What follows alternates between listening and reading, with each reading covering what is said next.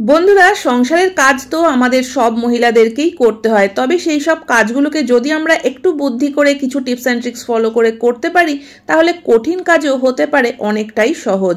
তো এই ধরনের বেশ কিছু সাংসারিক টিপস নিয়ে আজও হাজির হয়ে গেলাম। আশা করি প্রত্যেকটা টিপসই তোমাদের কাজে লাগবে। টিপসগুলো ভালো লাগলে চ্যানেলটিকে সাবস্ক্রাইব করে নিতে একদমই ভুলো না। নমস্কার বন্ধুরা, মৌস প্যাশনে তোমাদের সকলকে স্বাগত জানাই। বন্ধুরা, চিনির কৌটো বা মধুর শিশি যেখানেই রাখা থাকে সেই জায়গাটায় দেখবে যে পিঁপড়ের কিন্তু প্রচন্ড উপদ্রব হয়। শিশির ভিতরেও অনেক সময় দেখা যায় যে চিনির মধ্যে পিঁপড়ে ঢুকে গেছে বা মধুর মধ্যে পিঁপড়ে চলে গেছে। এই মিষ্টি জিনিসগুলোকে আমরা যতই সাবধানে রাখি না কেন যাতে পিঁপড়ে কোনোভাবেও না ধরতে পারে, কিন্তু তারপরেও দেখা যায় যে পিঁপড়ে কিন্তু ধরেই যায়। তো আজকে একটা টিপস তোমাদের সঙ্গে শেয়ার করছি। এই টিপসটা ফলো করলে কিন্তু পিঁপড়ে আর সহজে মধু হোক কিংবা চিনি কোনো কিছুর আর আশেপাশে যাবে না। তো তার জন্য দেখো এখানে আমি একটা ছোট্ট তুলো নিয়েছি আর এখানে নিয়েছি ভিনিগার। ভিনিগার কিন্তু আমাদের প্রায় সকলের রান্নাঘরেই পাওয়া যাবে। তো এই তুলোর মধ্যে সামান্য একটু ভিনিগার দিয়ে আমি তুলোটাকে ভিজিয়ে নিলাম। আর এই ভিনিগারের তুলোটা দিয়ে কিন্তু আমি চিনির কৌটো বা মধুর শিশি পুরোটাই এইভাবে করে লাগিয়ে দেব। উপরে নিচে সব জায়গায় কিন্তু ভালোভাবে এই ভিনিগারটাকে লাগিয়ে দিতে হবে। তো এই কাজটা করার পর আমরা যেখানে এই শিশিটা রাখবো বা কৌটোটা রাখবো দেখবে যে পিঁপড়ে আশেপাশে থাকলেও এই কৌটোর মধ্যে বা এই শিশির গায়ে উঠবেও না বা এর ভিতরে যেতেও পারবে না। তো বন্ধুরা, চলে যাচ্ছি এর পরবর্তী টিপসে। আমরা প্রত্যেকদিন যেসব জামা কাপড় ব্যবহার করে থাকি, কিছুদিন ব্যবহার করার পরেই দেখবে হয়তো বোতামটা খুলে গেছে শার্টের বা হয়তো কোথাও একটু সেলাই খুলে গেছে।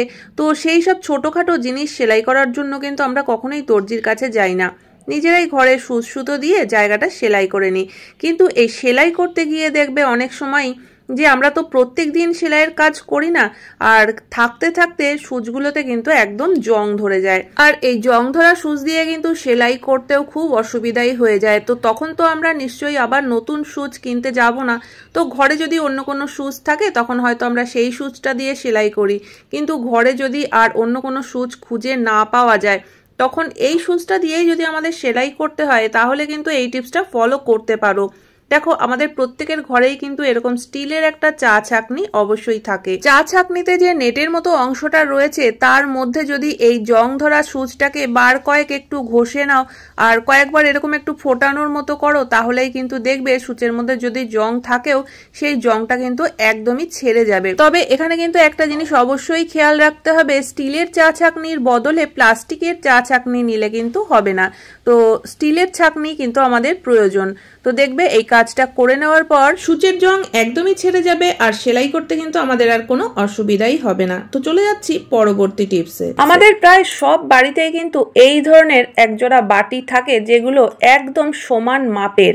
আর যখন একসঙ্গেই মেজে দুটো বাটিকে রাখা হয় আর তখনই দেখবে এই সমস্যাটায় পড়তে হয়। একটা বাটি আর একটা বাটির সঙ্গে এমনভাবে জুড়ে যায় যে হাজার টানাটানি করলেও কিন্তু খুলতে চায় না।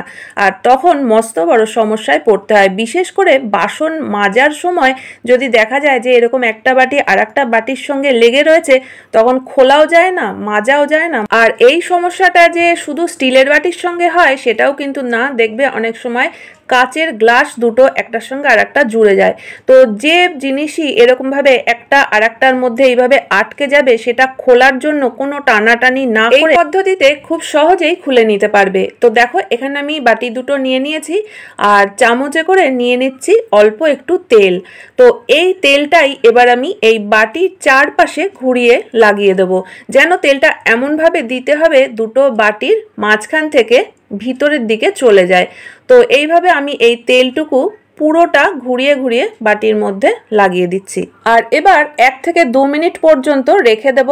আর তারপরে দেখো এখানে একটা শুকনো কাপড় নিয়ে নিয়েছি, বাটির বাইরের দিকে যে তেলটা লেগে রয়েছে সেটা একটু ভালো করে মুছে দিচ্ছি, আর না হলে বাটিটা ধরতে গেলে তখন হাত পিছলে যাবে। আর এবার দেখো বেশি টানাটানিও করা লাগলো না, একটু ঘোরাতেই একটু টান দিতেই কিন্তু বাটি দুটো আলাদা হয়ে গেল। বন্ধুরা, টিপসটা কেমন লাগলো অবশ্যই কমেন্ট করে জানিও। তো দেখে নেওয়া যাক এর পরবর্তী টিপস। পড়াশোনা করার জন্য অনেক ছেলেমেয়েরাই কিন্তু আছে যে বাইরে গিয়ে থাকে, কিন্তু তারা সংসারের সমস্ত কিছু নিয়ে গিয়ে তো থাকতে পারে না, হয়তো যতটুকু প্রয়োজন জিনিস ততটুকুই নিয়ে যায়। তো তাদের জিনিসপত্র রাখার ক্ষেত্রে কিন্তু খুবই অসুবিধা হয়। সে নুন, চিনি বা ডাল যে জিনিসটাই হোক না কেন, যদি পর্যাপ্ত পরিমাণ কৌটো না থাকে তাহলে কিন্তু এইভাবে প্যাকেট করে করেই রাখতে হয়। আর প্যাকেটের থেকে জিনিস বের করা মানেই বারবার করে গার্ডার খুলতে হবে, আবার কাজ হয়ে গেলে গার্ডারটা ভালোভাবে লাগিয়ে রাখতে হবে। আর না হলে কিন্তু যদি চিনি হয় এর মধ্যে পিঁপড়ে ধরে যাবে বা অন্য কোনো জিনিস হলে সেটা নষ্ট হয়ে যেতে পারে। তো সেই কারণে কিন্তু এই একটা সমস্যা হয় তাদের। আর এছাড়াও প্যাকেট থেকে ঢালতে গিয়ে যদি একটু ধাক্কা লাগে তাহলে হয়তো জিনিসগুলো নিচে পড়ে গেল, আবার সেগুলো পরিষ্কার করা বা সেই জিনিসটা হয়তো নষ্টই হয়ে গেল, ফেলে দিতে হবে। দেখো বোতলের মাথার দিকের কিছুটা অংশ আমি কেটে নিয়েছি। বোতলের এই টুকরোটার ঢাকনাটাকে খুলে নিয়ে এই যে প্যাকেটটা রয়েছে, প্যাকেটের দেখো মুখের দিকটা এইভাবে করে বোতলের মুখের মধ্যে যদি আটকে দেওয়া হয় আর তারপরে আমরা এই বোতলের ঢাকনাটা এই প্যাকেটের উপর থেকেই আটকে দিই, তাহলে কিন্তু বারবার করে গার্ডার লাগানো বা গার্ডার খোলার ঝামেলায় পড়তে হবে না। তো এইভাবে করে মুখটা আটকে দিলে জিনিসগুলোও কিন্তু ভালো থাকবে, কোনো রকম নষ্ট হওয়ার কোনো সম্ভাবনা নেই। আর যখন জিনিসটা ঢালার প্রয়োজন হবে তখন কিন্তু দেখবে যে ধাক্কা লাগলে যে এদিক ওদিক সমস্ত জিনিস পড়ে নষ্ট হচ্ছে, ছড়িয়ে যাচ্ছে, সেটাও হবে না। যতটুকু প্রয়োজন এই ঢাকনাটাকে খুলে নিলেই কিন্তু ঠিক ততটুকু জিনিসই বের করে নিতে পারবে। কাজের শেষে কিন্তু আবার যদি এইভাবে মুখটা আটকে রেখে দেওয়া যায় তাহলে কিন্তু সমস্ত জিনিসগুলোই ভালো থাকবে। তো চলে যাচ্ছি এর পরবর্তী টিপস। সকালে ঘুম থেকে উঠেই কিন্তু আমাদের ছুটতে হয় রান্না বান্না করতে, আর তাড়াহুড়োর মধ্যে অনেক সময় দেখা যায় হয়তো তেল ছিটে এসে কোথাও লেগে গেল বা হয়তো গরম হাঁড়ি কড়াইয়ের ছ্যাঁকা লেগে গেল। তো যে জায়গাটায় ছ্যাঁকা লাগে সেই জায়গায় যদি আমরা সঙ্গে সঙ্গে কোনো কিছু না লাগাই, সঙ্গে সঙ্গে কিন্তু দেখবে যে সেই জায়গায় একটা স্পট পড়ে যায়, এছাড়াও কিন্তু ফোসকা পড়ে যেতে পারে। তো এরকম যদি আঙুলে কোনো জায়গায় ছ্যাঁকা লেগে যায় তাহলে কিন্তু খুবই যন্ত্রণা করতে থাকে, জ্বালা করতে থাকে, কিন্তু তবু আমরা কিন্তু কাজ বন্ধ করে বসে থাকতে পারি না। তো আমরা অনেক সময় কি করি, একটু ঘরে যেরকম পেস্ট থাকে সেই টুথপেস্টটাই আঙুলে লাগিয়ে দিই, এতে করে কিন্তু ফোসকা পড়ে না, বা পড়লেও হয়তো খুব সামান্য পড়ে, কিন্তু আঙুলে যে একটা জ্বালা ভাব সেটা কিন্তু কমে না। দেখবে হয়তো সামান্য কিছু সময়ের জন্য জ্বালাটা কম থাকে, তারপরে কিন্তু আবার জ্বালা করতে থাকে। তো আমাদের আরেকটা কাজ করে নিতে হবে। দেখো আঙুলে তো প্রথমে আমরা পেস্ট লাগিয়ে নেবই, তার উপরে আরেকটা জিনিস লাগাতে হবে।